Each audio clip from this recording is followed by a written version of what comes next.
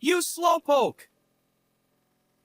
The moment my husband saw me rush into the hospital room, he shouted at me from his bed. You're late! I had an accident, and you couldn't even get here quickly. A wife is a wife because she devotes herself to her husband no matter what happens. I'm going to need you to take care of me from now on, but this is exactly why you...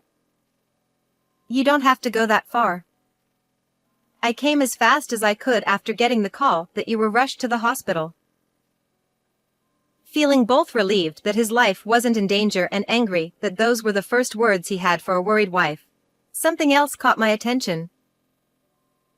There was a woman lying in the bed next to my husband. Apparently, due to a shortage of rooms, they were sharing one temporarily. And then, the moment I saw her face. What? I understood everything. At that moment, it was decided. There would be no one left to care for him. And the only thing my husband would have left was the irony of the accident's lasting effects. My name is Nancy, and I'm a working wife with a full-time job. I've been married to my husband, Jason, for about 10 years now. We used to be a close couple, but lately, we've hardly spoken to each other. It's not like we had a big fight or anything, but it seems like we've hit a rough patch. No matter what I say, Jason only gives me half-hearted responses. It's not just when we talk in person.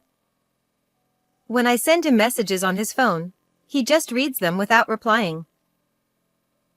With that kind of treatment, I've started to feel like talking to him is pointless. I've heard that this happens to a lot of couples after they've been married for a long time, so I try to tell myself it's just part of life. But even so, it's hard not to feel lonely. Then, one day, Jason spoke to me out of the blue. I was so surprised that he started a conversation that I immediately braced myself, wondering what it could be about. But it wasn't anything serious. I've gotten into baseball lately. I didn't like it or hate it before, so I only knew the basic rules, but it's actually pretty deep. Like I said, we hadn't had a real conversation in ages. So when he suddenly started talking about something so trivial, I couldn't help but wonder if he was talking to someone else besides me for a second. After all, it's just the two of us in this house. Still confused, I replied. Really? What got you into it all of a sudden? Jason's eyes lit up as he continued. A while ago, my boss invited me to a baseball game. Honestly, I thought it would be a hassle, but he got the tickets, so I went. Until then, I always thought baseball was just about whether you hit the ball or not, but it turns out there's a lot more strategy to it. Like the batting order, the field positions, it's all calculated. I was really impressed. I guess my boss's explanations were good, too. Back in school, most of the guys on the baseball team were arrogant and looked down on others, so I had a bad image of the sport. But seeing the pros play, it's different. Jason went on, saying, And you know, there's also... He didn't stop talking after that. To be honest, I'm not interested in baseball, so most of what he said went over my head. But I was just happy that Jason was talking to me, so I listened as intently as I could. Since that day, my husband started going to watch baseball games frequently on his days off. We share the housework, so when Jason isn't home on weekends, my workload increases. But I couldn't bring myself to complain, hoping that maybe, just maybe, this would be the chance for us to rebuild our relationship. With that thought in mind, I spent my weekends seeing Jason off with a have a good time. However, that hope was nothing but a fleeting dream. To cut to the chase, our relationship never improved. Jason started going to baseball games more and more, eventually spending every weekend at the stadium, leaving me to spend my days alone. I could have accepted this if our conversations had at least increased, but after that one day, our talks dwindled again. Even when I asked, "How was today's game?" he only told me whether they won or lost. One time, he even said, Why does it matter to you if they won or lost? Looking back, maybe he was just tipsy from drinking beer at the stadium when he spoke to me that day.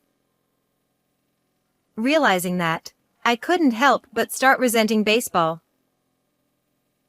If he's going so often, he could at least invite me.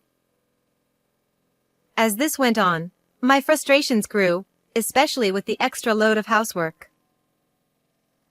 I finally decided to confront Jason about it.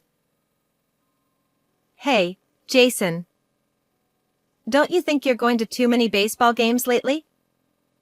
You haven't helped with anything around the house, not last week or the week before. I'm not saying you can't have a hobby, but we live together, you know? I'm the one doing all the cleaning, cooking, and laundry. Can't you at least cut back a little and help out?" I said this to him while he was eating dinner after coming home from work. I knew it wasn't the best time. No one likes to be confronted about something like that, especially after a long day. But since he spends his weekends at the ballpark, I had no choice.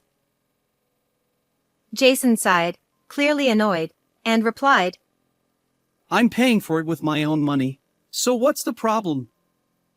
Besides, it's baseball season, and my favorite team's been doing great lately. Once you've seen them win a few games, you just want to keep going. If you're upset about me slacking off with the chores, then you should slack off too.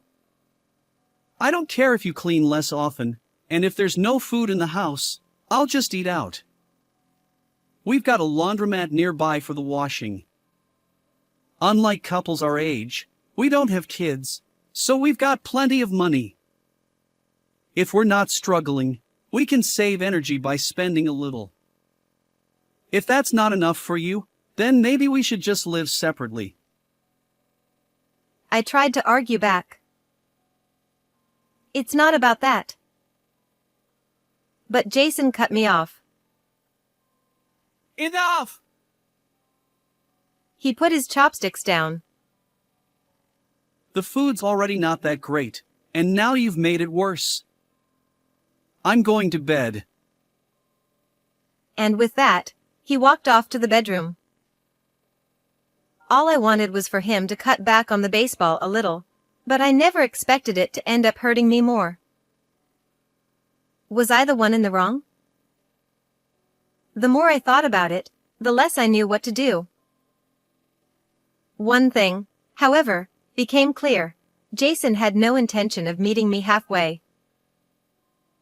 Not only did he refuse to cut back on his baseball games, but he even started going to games after work on weekdays, as if to spite me. Because of Jason's attitude, I was feeling increasingly stressed. And one day during lunch, I ended up venting to my boss, Lauren, whom I was close with. Lauren had looked after me ever since I was a new hire, and she'd been promoted to manager a few years ago.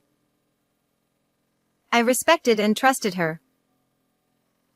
I thought maybe she would understand, but what she said caught me off guard. Well, baseball is pretty fun. I can kind of see why your husband's so into it. Actually, I'm a fan of the same team your husband supports. I had no idea Lauren was into baseball. Maybe I'd picked the wrong person to complain to. Sensing my disappointment, she added, Sorry. But don't you think it's a little strange that he's going to games almost every day? I mean, sure, there are people who do that, and tickets aren't that expensive compared to other sports or concerts, but have you thought about the possibility he might be cheating? The thought of Jason cheating had never crossed my mind before, but suddenly, I felt a wave of anxiety. How had I not considered this? It wasn't unheard of for couples in a rut like ours. You could just ask him to show you his phone. You know, like, let me check your phone. I hesitated at her suggestion. If he wasn't cheating, wouldn't that just make things worse? But, then again, nothing would change if I did nothing. And snooping around behind his back seemed even worse. So, I decided to take Lauren's advice. When Jason came home from work, I stood in front of him. Show me your phone. Huh? Why? Of course, anyone would be annoyed if their spouse asked them this right after walking in the door. It must have felt incredibly unpleasant. But I'd already said it, and I wasn't going to back down now. I mean it. I insisted. Jason sighed and, with a look of mild frustration, pulled his phone out of his bag, unlocked it, and handed it to me. I took the phone and started searching through his messages, looking for anything that might indicate he was cheating. I checked everything from chat histories to social media apps. I must have spent about 15 minutes scrolling through his phone. During that time, Jason didn't say anything, he just stared at the ceiling. In the end, I found nothing. No suspicious conversations, no inappropriate images or videos, not even any questionable website history. His phone was squeaky clean. I felt a strange sense of discomfort. It was too clean. But without any evidence, there was nothing more I could do. Sorry, I muttered, handing his phone back. Jason took it without much reaction. I'm going to take a bath. He passed by me and went to the bathroom. For a while after that, I was left with a lingering sense of unease. When I told Lauren that I didn't find any evidence of cheating, she seemed relieved. Well, that's good news. But for me, nothing was resolved. Despite all my venting, the real problem wasn't the possibility of him cheating. The real issue was that he was neglecting his responsibilities at home because of baseball. All Lauren had done was bring up a new problem, and I'd simply confirmed it wasn't the case. However, those days came to a sudden end one day. It was a holiday, and Jason was getting ready to go to another baseball game as usual. The only difference this time was that he said he was going to drive. Until then, he'd always taken the train to the games. The weather wasn't bad, and our car's tires were worn out since it was due for an inspection. I didn't know where he planned to go, but I advised him that it wasn't a good idea to drive long distances for safety reasons. Jason, however, didn't care to listen. I'm not asking for permission. I'm just giving you a heads up. I don't need your approval. Hearing that, I didn't feel like I had any right to stop him. Fine, do whatever you want, I said as I tossed the car keys to him. I had long since stopped asking him to cut back on the baseball games. The last time I had complained, Jason told me I should slack on the housework too. He said we could hire help or that we could live separately if I didn't like it. What's the point in saying anything to someone like that? The only reason we were still married at this point was probably because there wasn't a solid reason to divorce yet. Jason grabbed the keys and headed toward the door, still looking at his phone. As he stepped outside, I saw him smirking at something on his screen. That smile triggered a thought I had been avoiding. Could he really be cheating? And this time, I was almost sure of it, with that gut feeling only women seem to have. I pulled out my phone and opened a certain app. A while back, when Jason had shown me his phone, I secretly downloaded a location-sharing app onto it. I figured if I ever found proof of him cheating, this app might come in handy. Even though I hadn't found anything suspicious that day, I never deleted the app. Now, it seemed like the day had come for it to serve its purpose. With a mix of excitement and nerves, I checked Jason's location. He was still at home, probably in the car getting ready. Go wherever you want, I thought to myself, staring intently at the screen. But even after 20 minutes, the location didn't change. That was odd. Curious, I went to check the parking lot. The car wasn't there. Jason had already left. Strange. Did he forget his phone? I looked around, but there was no sign of another phone. I was certain he had his phone when he left the house. Did he figure out I'd installed the app? If so, it wouldn't be surprising if he was angry about it. But he hadn't shown any signs of being upset. As I kept turning this over in my mind, I realized an hour had passed. Not wanting to waste my entire day off like this, I decided to stop overthinking. Time should be used more meaningfully.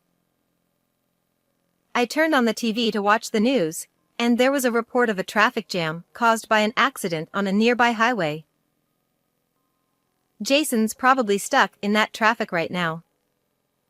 Maybe he'll be late to the game. Serves him right.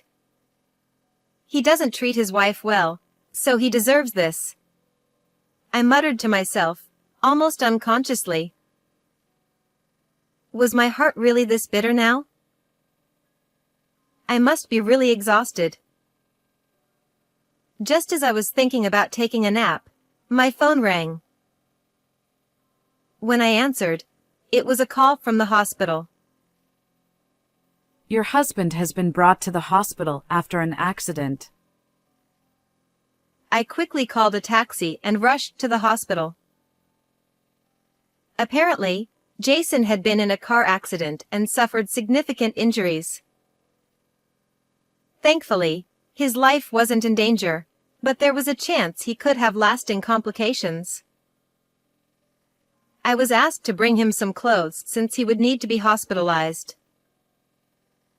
When I arrived at the reception and was shown to his room, I found Jason lying there with bandages and gauze covering parts of his body. As I approached him, about to say something, he spoke first.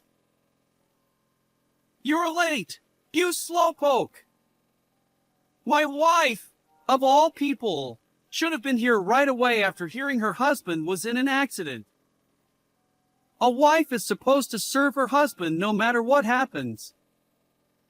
Now I'll need you to take care of me, and yet, you can't even show up on time. The nurse had told me Jason had deep wounds in his lower abdomen, neck, and forehead, but he seemed surprisingly energetic. At least energetic enough to berate me. But that wasn't what concerned me the most. What caught my attention was the phone sitting beside Jason and the presence of a female patient separated by a curtain nearby. It didn't make sense for Jason's phone to be there. After all, I had Jason's phone with me. When I was packing his clothes, I found it hidden in the drawer. No wonder the location tracker hadn't worked. Yet, according to the nurse, Jason had a phone in his pants pocket when he arrived. So now, there were two identical phones, one with me and one by Jason's side. It meant Jason had been carrying two identical phones all along. Then there was the female patient. The nurse had explained earlier that due to the hospital being crowded, she had temporarily been placed in the same room as Jason. She had also been in the accident with him. From her bed, I could hear faint groans of pain. Who was this woman who had been with my husband? I considered pulling back the curtain to see her face when someone entered the room, someone I recognized. The man gave me a slight nod and then pulled back the curtain to speak to the woman. Thank God you're safe. I need you to stick around a little longer.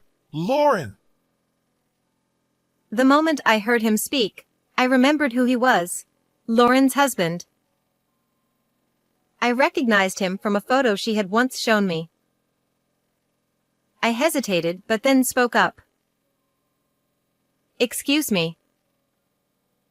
I gave the usual greeting, explaining how his wife had always been so kind to me.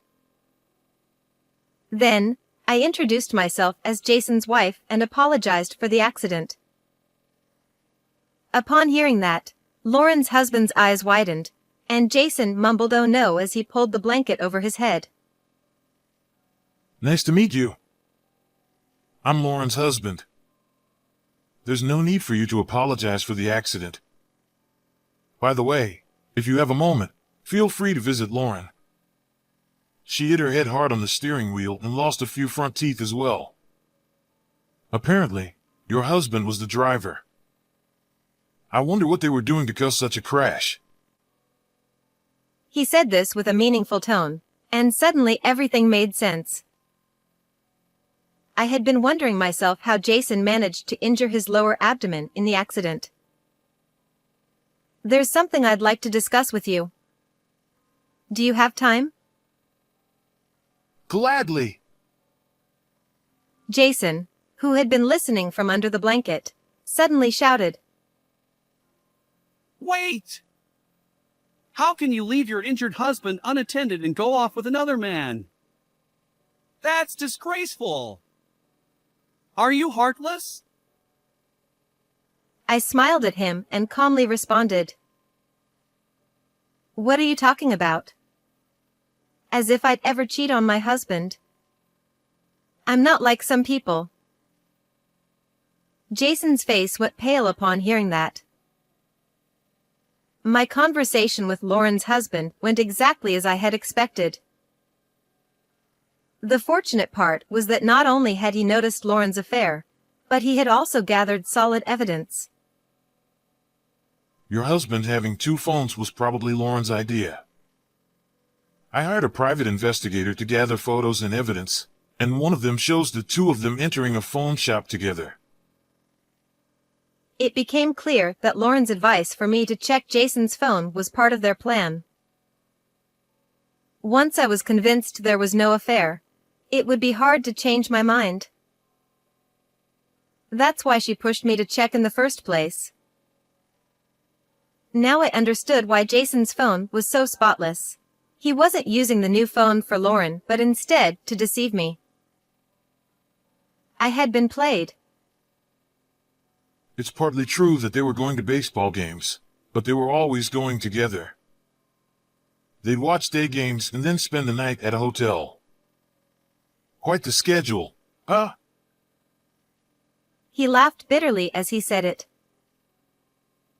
Here is epilogue. I accepted Lauren's husband's offer when he said, If you want a divorce, I'll help you. He introduced me to a lawyer, and I began my revenge against Jason. That doesn't mean I did anything special. The divorce was a given, and I filed for alimony for the affair and compensation for the damage to the car, targeting both Jason and Lauren. Even such a simple, justified course of action would be a massive blow to them, especially with the injuries and lasting effects they suffered from the accident. When I told Jason about my intention to divorce, he broke down in tears. You're really going to abandon your husband in this condition? You traitor! You think an affair hurt you? Get real! I've suffered way more than that. Didn't the doctor tell you? I lost my ability as a man because of this accident. And there could be other complications too. Come on! It was just a mistake, okay? You can forgive 1 or 2 affairs, can't you? It's like in baseball. They say it's not over until 2 outs. Please? You were the one who betrayed me first. And I don't really know much about baseball, but in the game of cheating, it's game over after 1 strike. Lauren, who had been listening from the side, also exploded. After all I've done for you! She was practically hysterical, shouting all sorts of insults. But since she had lost her front teeth, it was hard to make out what she was actually saying. It was disappointing to see someone I once admired as a dignified, serious, and reliable boss reduced to such a state. But since she was fired after all this, she wasn't my boss anymore. Lauren's ex-husband also took legal action, and before long, both Jason and Lauren were buried in debt. They could only afford the bare minimum of treatment for their injuries. In the end, they moved in together, thinking at least they could support each other.